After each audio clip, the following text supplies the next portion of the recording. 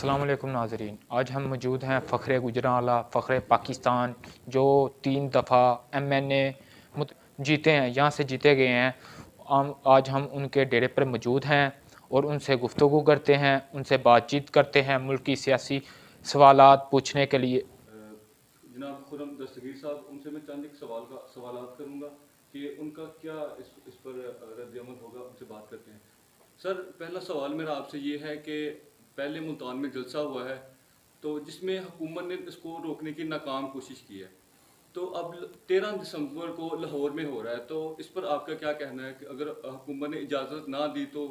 کیا کرے گی پی ڈی ایم؟ اگر اجازت دے دی یا بعد میں کیس کیے تو اس پر کیا رد عمل ہوگا؟ جی، حکومت کا رد عمل اب وہی ہے جو گوجرانوالہ میں بھی تھا۔ انہوں نے پوری کوشش کی اس جلسے کو روکنے کی بھی،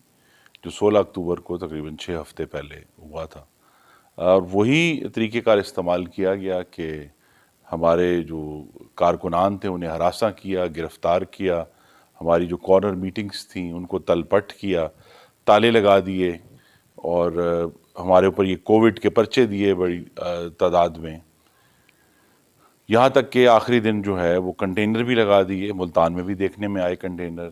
یہاں ہم نے عدلیہ سے رجوع کیا، عدلیہ نے ہماری مدد کی، لیکن پھر بھی کنٹینر جو ہے وہ ہم نے ہٹائے عدلیہ کے فیصلے کے بعد۔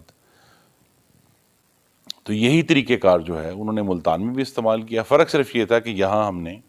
باقاعدہ طور پر اجازت حاصل کی تھی انتظامیہ سے۔ اب لاہور میں وہ کہتے ہیں ہم اجازت نہیں دیں گے لیکن ہم آپ کو روکیں گے بھی نہیں۔ مقصد حکومت کا یہی ہے کہ بے یقینی پیدا کرنا، اور سب سے بڑی کوشش یہ ہے کہ جو مسلم لیگ نون کے کارکن ہیں اور پی ڈی ایم کے کارکن ہیں جو لاہور میں ہیں، ان کو تو روکنا مشکل ہے، لیکن جو عام آدمی مہنگائی کے ہاتھوں پریشان ہے، بجلی کے بل کے ہاتھوں پریشان ہے، آٹے کی قیمت کی وجہ سے پریشان ہے، اپنے بچوں کی فیس کے بارے میں پریشان ہے، بے روزگار کے بارے میں پریشان ہے، اس عام آدمی کو ڈرایا جائے، چاہے وہ کنٹینر کے ذریعے، چاہے انہیں یہ فیل ہو۔ اس لیے وہ بار بار دھمکیاں دیتے ہیں کہ جی ہم پرچے کر دیں گے، ہم ایسے کر دیں گے۔ تو ان کی کوشش یہ ہے کہ کس طرح جو ہے وہ لاہور کے جلسے میں، یہاں بھی جو انہوں نے یہی کوشش کی تھی کہ جو عام آدمی ہے، عام ہمارا شہری ہے، ہماری بہنیں ہیں، بھائی ہیں، جو پی ڈی ایم کے جلسے کے ذریعے احتجاج کرنا چاہتے ہیں، وہ اس جلسے میں نہ آئے۔ لیکن میرا یہ یقین ہے کہ گوجرانوالہ میں بھی انہوں نے بڑے پرچے کیے تھے، اللہ کے کرم سے ہم نے وہ بھگتے ابھی بھی بھگت رہے ہیں۔ لاہور میں بھی ایسے کریں گے، لیکن اصل مقصد یہ ہے جو ہمارا پورا ہوا کہ انشاءاللہ ایک بہت بڑا جلسہ ہوگا لاہور میں 13 دسمبر کو۔ سر، میرا دوسرا سوال آپ سے یہ ہے کہ گوجرانوالہ کی آبادی 28 سے 30 لاکھ یہاں لوگ رہتے ہیں، لیکن اس علاقے کو، اس شہر کو مطلب یونیورسٹی سے محروم رکھا گیا ہے، اس کی کیا وجہ ہے؟ نہیں، محروم بالکل بھی نہیں رکھا گیا۔ گوجرانوالہ میں ادارے موجود ہیں، ابھی بھی مختلف پوسٹ گریجویٹ لیول کے ادارے موجود ہیں۔ شہر میں رہنے والوں کو کم معلوم ہے، لیکن ایک رچنا انجینئرنگ کالج بڑے عرصے سے موجود ہے، پنجاب یونیورسٹی کا ایک کیمپس موجود ہے، 2011 سے میڈیکل کالج بھی موجود ہے۔ تو بہت ساری پوسٹ گریجویٹ جو ہیں، جو فیسلٹیز تھیں وہ موجود ہیں۔ یہ اس میں کوئی شک نہیں ہے، ایک ڈیمانڈ ہے کہ گوجرانوالہ میں یونیورسٹی ہونی چاہیے۔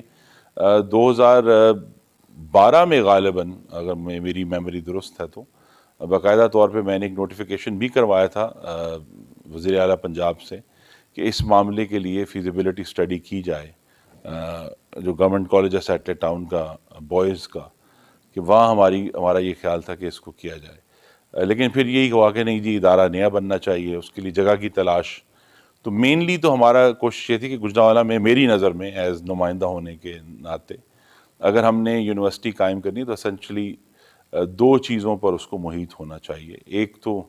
باقاعدہ طور پر ہمیں جو اگر رچنا کالج کو ہم ادھر شفٹ کریں، اور انجینئرنگ کی جو تعلیم ہے اور جو ٹیکنیکل لیولز کے اوپر ڈپلومہ ہونا چاہیے، وہ ان کی ضرورت ہے، اور دوسرا یہاں مینجمنٹ کی تعلیم کی ضرورت ہے۔ وہ کاروباری شہر ہے تو لوگوں کو مینجمنٹ اور اکاؤنٹنگ کی جو ہے بہت زیادہ تعلیم ہونی چاہیے یہاں۔ تو یہی اسی لیے جو ہم نے یونیورسٹی جس کا اپروول کروایا تھا، اس کا نام بھی یہی تھا کہ university of economic management and technology. تو اللہ نے چاہا تو انشاءاللہ جب کوئی سیاسی حالات بدلتے ہیں تو اس پر عمل درآمد کریں گے، کیونکہ جو دوسرے بڑے ایجنڈے تھے گوجرانوالا کے حوالے سے، انفراسٹرکچر کے حوالے سے، ماحولیات کے حوالے سے، وہ ہم نے اپنے دور میں مکمل کر دیے تھے۔ یہ ایک یونیورسٹی کا ایجنڈا ہے۔ دوسرا جو ہم نے میڈیکل کالج کے ساتھ ایک 500 بستروں کا ہسپتال بنایا تھا، وہ نامکمل پڑا ہے، وہ ایک ایجنڈا ہے۔ اور اس کے ساتھ ایجنڈا جو جڑا ہوا ہے کہ ڈسٹرکٹ ہیڈ کوارٹر ہاسپٹل جو ٹیچنگ ہاسپٹل بھی ہے، اس کے ساتھ ایک بہت بڑا ہم نے سرجیکل ٹور بنانا تھا، کیونکہ جہاں سرجری کی جو فیسلٹیز ہیں، ڈاکٹر موجود ہیں لیکن فیسلٹیز نہیں ہیں۔ تو یہ ہمارا ایجنڈا تو بڑا کلیئر ہے، اور اللہ تعالیٰ موقع دے گا تو انشاءاللہ فوری طور پر عمل درآمد کرائیں گے اس کے اوپر۔ سر حکومت کیوں اس پر عمل درآمد نہیں کروا رہی، یا ان کا فوکس نہیں ہے، یا آپ کو پتہ ہے کہ وہ جیتے نہیں ہیں یہاں سے،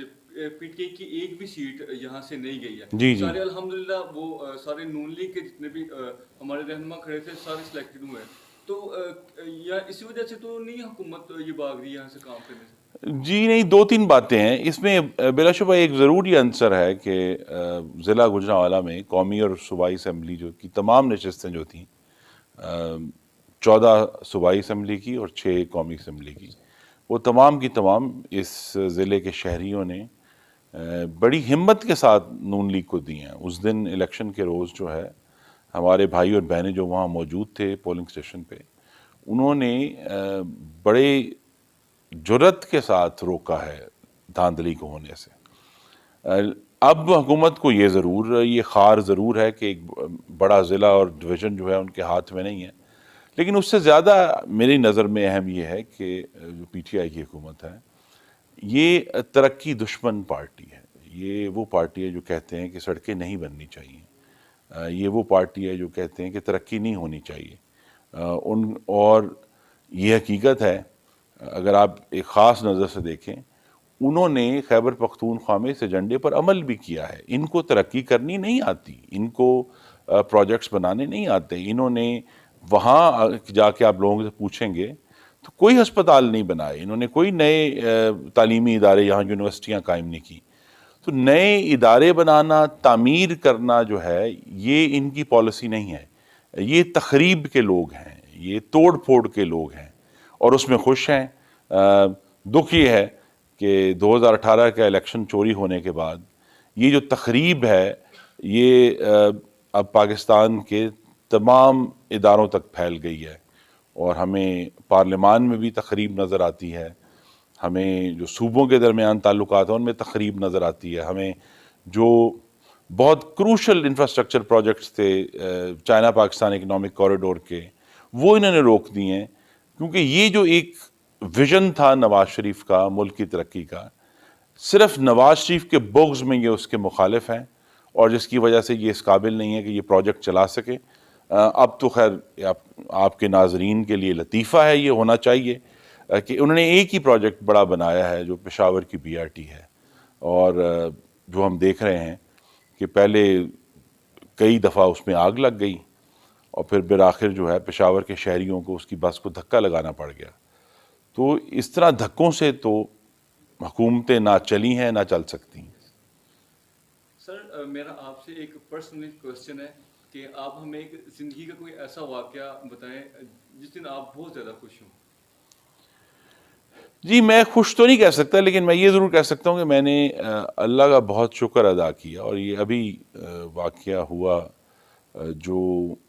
2018 کا انتخاب تھا، میں یہ سمجھتا ہوں کہ اللہ تعالیٰ کی طرف سے یہ معجزہ تھا، کیونکہ جس قسم کے مشکل حالات کا ہم نے سامنا کیا اس دن، تو یہ صرف اللہ تعالیٰ کا خاص کرم ہی تھا کہ، اور گوجرانوالا کے شہریوں کی محبت تھی میرے ذاتی طور پر بھی اور میاں نواز شریف کے ساتھ بھی، کہ مجھے ایک دفعہ پھر پارلیمان میں جانے کا موقع ملا۔ اوور آل میں یہ سمجھتا ہوں کہ کسی بھی شہری کے لیے اس سے بڑا اعزاز نہیں ہو سکتا کہ اس کے جو ساتھی شہری ہیں، بہنیں اور بھائی جو ہیں، اس کو اپنی نمائندگی کے لیے منتخب کریں۔ تو لہٰذا میں اس کو ایک واقعہ نہیں کہہ سکتا، اب بڑے عاجزی سے کہوں گا کہ یہ 3 دفعہ ہو چکا ہے، لیکن یہ جو گوجرانوالا کی نمائندگی کرنا پارلیمان میں، میرے لیے یہ بہت بڑا اعزاز ہے، اور میں ہمیشہ کانپ جاتا ہوں، اللہ تعالیٰ سے دعا کرتا ہوں کہ یہ جو ذمہ داری مجھے دی ہے شہریوں نے، تو یہ بہت بڑا اعزاز ہے، یہ 2008 میں بھی اور پھر 13 میں بھی اور 18 میں بھی، اور اس پہ اللہ تعالیٰ کا جتنا شکر کریں وہ کم ہے، میں اپنے بھائیوں اور بہنوں کا جتنا شکر کروں کم ہے، کہ انہوں نے ان کے عاجز بھائی کے اوپر یہ مہربانی کی ہے کہ ان کو نمائندگی کا حق دیا ہے، کہ جب میں اور یہ بات کہتا بھی ہوں جلسوں میں کہ جب میں پارلیمان میں کھڑا ہوتا ہوں تو دراصل میرے جو 5 لاکھ ووٹر ہیں وہ اس ایوان میں کھڑے ہو کر بات کرتے ہیں، تو یہ بہت بڑی بات ہے۔